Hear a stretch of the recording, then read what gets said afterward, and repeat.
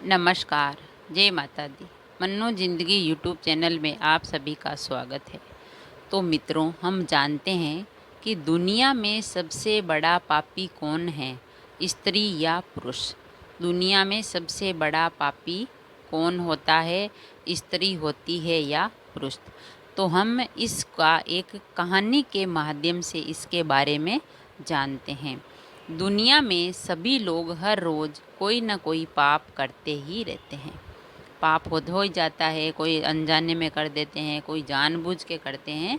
तो सभी लोग हर रोज़ कोई न कोई पाप करते ही हैं, लेकिन वह स्वयं कभी नहीं सोचते कि वो पापी हैं। वह खुद को, अपने आप को नहीं सोचते हैं कि वो पापी हैं। ऐसे हमारे जब मन में सवाल उठता है, उत्तर उठता है कि आखिर इस संसार में सबसे बड़ा पापी कौन है? तो आज हम आपको बताते हैं। नमस्कार मित्रों, आज हम आपको इस पापी कौन है इसके बारे में बताते हैं एक कथा के माध्यम से।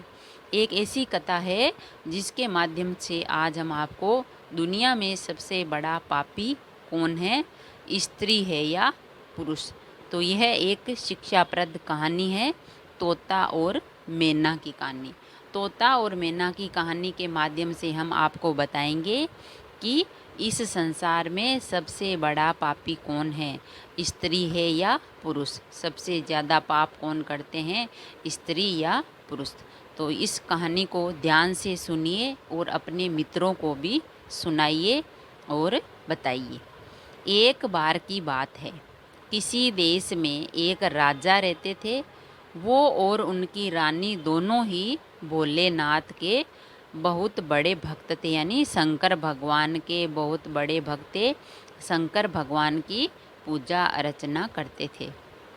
उन्होंने अपने महल में तोता मैना का जोड़ा पाल रखा था। तोता और मैना दोनों पाल रखा था। उन्हें एक ही पिंजरे में रखा गया। अब ये तो सभी को पता है कि मियाँ बीबी में एक ना एक दिन लड़ाई ज़रूर होती है।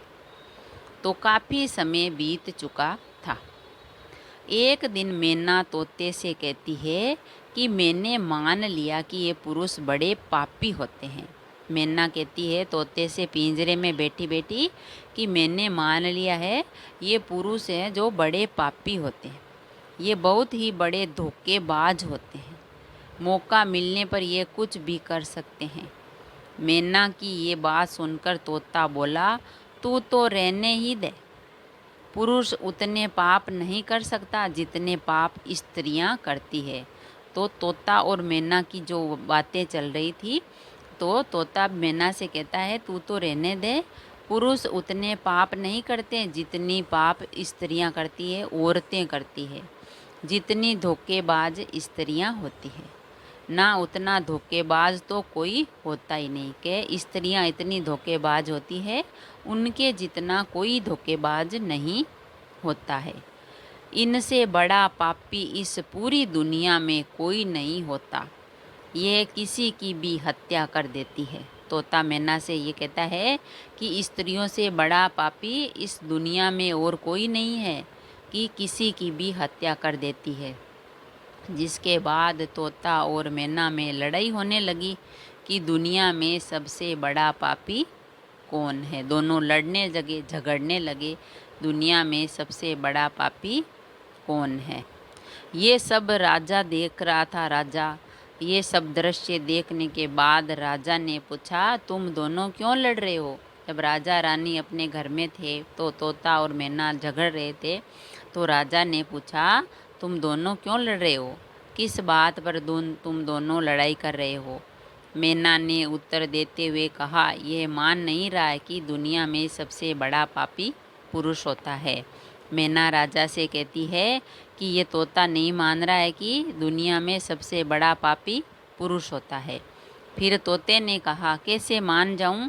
क्योंकि सबसे बड़ी पापी स्त्री ही होती है, कि स्त्रियां ही सबसे बड़ी पापी होती है।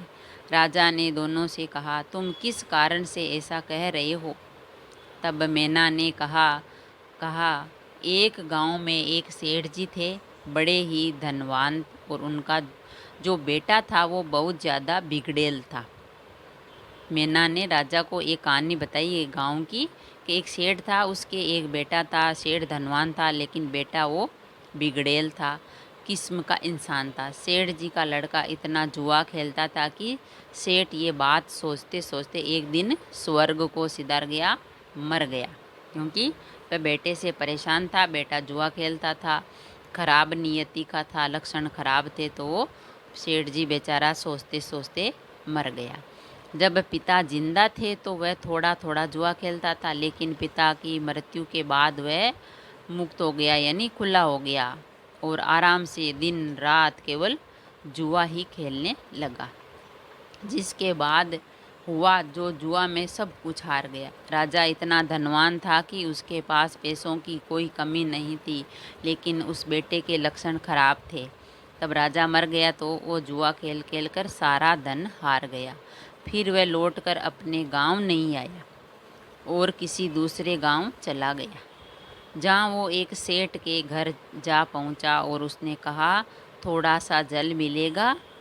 तब सेठ ने उससे पूछा कि तुम कहाँ से आए हो, क्या करते हो? जिसके उत्तर में लड़के ने कहा, मैं व्यापारी हूँ और जहाज से जा रहा था तो व्यापार करने में मेरा सामान समुद्र में डूब गया। आप मेरी कुछ मदद कर देते तो अच्छा होता। उस लड़के ने झूठ ही उसे कहा कि मैं व्यापारी हूँ, जहाज़ से जा रहा था तो मेरा सामान समुद्र में डूब गया, अगर आप मेरी कुछ मदद करें तो अच्छा होता। सेठ ने लड़के की बात सुनी और पूरी उसकी बातों के जाल में फंस गए। सेठ जी ने सोचा, हाँ सही है, ये सही होगा, समुद्र में जहाज़ डूब गया होगा। तो सेठ जी उसकी बातों में फंस गए और कहने लगे, बेटा तुम दिखने में ठीक ठाक हो और कमा भी लेते हो, तो क्या मेरी बेटी से शादी करोगे? ये बात सुनकर लड़का खुश हो जाता है, क्योंकि लड़का निठल्ला निकम्मा था। अब उसको राजा ने ऐसा सोचा कि अच्छा लग रहा है, काम धंधा कर लेगा, और अपनी बेटी की शादी करने की कह दी। ये बात सुनकर वो बहुत खुश हुआ, फ्री में शादी हो रही है, कुछ लग ही नहीं रहा है, और शादी के लिए हाँ भर दी। जिसके बाद खूब सारा धन देकर विदा कर दिया, दोनों का विवाह कर दिया, और सेठ जी ने अपनी बेटी को खूब धन दिया, दौलत दी। धनवान सेठ थे। अब इस लड़के को तो केवल धन के लिए विवाह करना था, जो वो कर लेता है।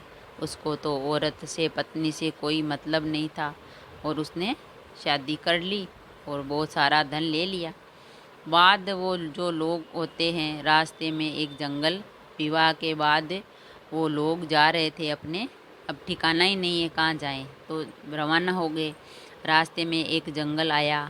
तब वह लड़का अपनी स्त्री से कहता है, देखो हम लोग जंगल से गुजर रहे हैं, तो कोई भी चोर तुम्हारे जेवर चुरा सकता है। उसको डराने लगा, धमकाने लगा, ऐसा करो कि तुम अपने सारे जेवर उतार के मुझे दे दो।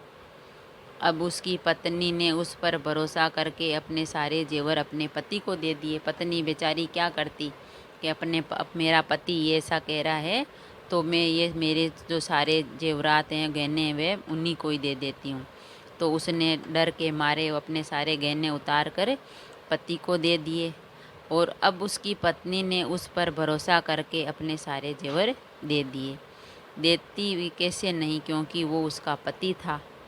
लेकिन उस पत्नी को पता नहीं था ना पति क्या है, कैसा है ये।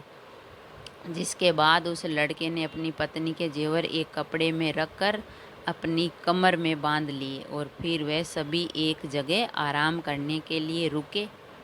तब उस लालची लड़के के साथ आई दासी को उसने मार डाला और अपनी पत्नी को कुएं में गिरा दिया, और वह उसमें डूबने से मर जाएगी। उसने, जो दासी आई थी उस लड़की के साथ, तो उसने मार दिया उसको और अपनी पत्नी को, और उस कुएं में फेंक दिया कि मर जाएगी, और वो वहाँ से चला गया। किंतु उसकी पत्नी मरी नहीं, वो कुएं से बाहर निकलने के लिए आवाज़ लगाती रही, मुझे बाहर निकालो, बाहर निकालो। पास में एक आदमी गुजर रहा था, एक राहगीर जा रहा था रास्ते से। तब उसने किसी महिला की आवाज़ सुनी, तो उस व्यक्ति ने उस महिला को कुएं से जैसे तैसे करके बाहर निकाला। कुएं से बाहर निकलने के बाद महिला ने अपनी सारी बात उस व्यक्ति को बताई, जिस पर उस व्यक्ति ने महिला को उसके पिता के घर पहुंचा दिया। जब उस राजा की बेटी थी, उसने बात बताई सेठ की बेटी ने कि मेरा पति है, मेरा पैर वहाँ है, मेरे पिताजी है, आप जानते हो क्या उनको? तो उसने कहा ठीक है, और उसको उनके घर पहुंचा दिया, उनके पिता के घर पहुंचने के बाद महिला के पिता यानी सेठ जी ने पूछा, क्या हुआ तुम्हारे साथ? अब क्यों? वो स्त्री पतिव्रता थी, इसलिए उसने अपने पति से झूठ कहा और बोली, पिताजी, जंगल में कुछ चोरों ने हम पर हमला कर दिया। बेचारी क्या करे, डरती। पति था, पति ने तो उसको कुछ समझा ही नहीं और कुएं में फेंक दिया और उस दासी को मार दिया। लेकिन अब वह पतिव्रता हो गई तो उसने अपने पिताजी से ही झूठ कहा कि पिताजी, वो जंगल से कुछ चोरों ने हम पर हमला कर दिया और दासी को भी मार दिया, मुझे कुएं में धकेल दिया और पति को कुछ नहीं पता। बेटी की बात सुनकर शेर जी बोले, चलो कोई बात नहीं, भगवान सब सही कर देंगे। कुछ समय बाद लड़का दोबारा अपने ससुराल आया और सोचा कि सेठ जी से कहूँगा कि आप नाना बनने वाले हैं और इसके बदले में खूब सारा धन मिल जाएगा। लेकिन वह जैसे ही अपने ससुराल पहुंचा, उसकी पहचान उसकी पत्नी से ही हुई। उसने सोचा कि ना उनको बोलूँगा सेठ जी को कि आप नाना बनने वाले हैं। उनको थोड़ी पता था कि मेरी बेटी वापस आ गई, मेरी पत्नी यहीं अपने पिता के पास। लेकिन उसने ऐसा नहीं सोचा, अपने सोच के आया तो उसकी मुलाकात उस पत्नी से ही हुई, जिस पर उसकी पत्नी ने उसे कहा, मैंने पिताजी को ये सारी बातें बताई है तो आप भी यही बात बता देना। उस पत्नी बेचारी ने पहचान लिया कि मेरा पति ही आया है और उसने आप बीती उस पति को बताई कि मैंने ऐसे बोला है मेरे पिताजी को कि दासी को चोरों ने मार दिया और मुझे कुएं में धकेल दिया और वे सारा धन लेकर भाग गए, तो आप ही ऐसा ही कह देना। वो कहते हैं ना, आदत वालों की आदत नहीं जाती। उसने देखा कि उसकी पत्नी ने बहुत सारे जेवर पहन रखे हैं, क्योंकि उसकी आदत थी चोरी करने की, जुआ खेलने की, तो उसकी आदत नहीं जाती है। उसने देखा पत्नी तो वापस से गहने इतने पहने हुए हैं, जेवर। तो उस लड़के ने पत्नी से कहा, तुम सो जाओ, सुबह मैं तुम्हें अपने साथ लेकर जाऊंगा। झूठ ही बोल दिया। रात हुई और उसने अपनी पत्नी का चाकू से कत्ल कर दिया और सारे जेवर लेकर चला गया। उसने अपनी पत्नी को मार दिया और सारे जो गहने थे वो लेकर चला गया। राजा को ये सब कहानी बताने के बाद मैना ने कहा, इसीलिए मैं बोलती थी कि पुरुष दुनिया का सबसे बड़ा पापी इंसान होता है। उसने अपनी पत्नी को मारा और सारा सामान लेकर चला गया। मैना की ये बात सुनकर तोते ने भी राजा को एक कहानी सुनाई, जिसमें उसने स्त्री के चरित्र को लेकर बात की थी। दोनों की बात सुनने के बाद राजा बोले, इस बात का उत्तर मैं देता हूँ कि कौन सबसे बड़ा पापी है। राजा आगे बताते हैं कि जिस इंसान की सोच उसके स्तर से नीचे गिर जाती है, वह इंसान पापी होता है, फिर वो भला पुरुष हो या स्त्री, क्योंकि इंसान पाप करने से पहले ये नहीं सोचता कि वह स्त्री है या पुरुष, उसे पाप करना चाहिए या नहीं। तो सबसे बड़ा पापी कौन होता है? उस राजा ने बताया कि सबसे बड़ा पापी वही होता है जिसकी सोच जो नीची सोच का होता है। जो पाप करता है वह सोचता नहीं है कि मैं स्त्री है हूँ या पुरुष है, मुझे पाप करने चाहिए या नहीं। तो फ्रेंड्स, हमने सुनी यह कहानी कि दुनिया में सबसे बड़ा पापी कौन होता है, स्त्री या पुरुष। सबसे बड़ा पापी होता है जिसकी सोच नीची होती है और वह नीचे स्तर का सोचता है। जो इंसान, वही इंसान पापी होता है, चाहे स्त्री हो या पुरुष, फिर वो भला पुरुष हो या स्त्री, क्योंकि इंसान पाप करने से पहले ये नहीं सोचता कि वह स्त्री है या पुरुष, उसे पाप करना चाहिए या नहीं। तो तोता मैना की लड़ाई बंद करवाई राजा ने और कहानी सुनी। तो मित्रों, आज मैंने आपको दुनिया का सबसे बड़ा पापी कौन है। अगर आपके पास भी कोई इन्हीं में से ऐसे हैं तो आप ज़रूर बताएं। बस इतनी ही उम्मीद है कि हमें हमारे लक्ष्य पर चलना चाहिए, कभी झूठ नहीं बोलना चाहिए और इंसान को अपने वसूल पर ही कायम रहना चाहिए। तो राजा ने जिस इंसान की सोच नीची होती है वही सबसे बड़ा पापी होता है। अगर कहानी पसंद आई तो लाइक और शेयर ज़रूर करें। ऐसी ही कहानी और कथा सुनने के लिए, ज्ञान की बातें सुनने के लिए चैनल को सब्सक्राइब करें। थैंक यू, धन्यवाद।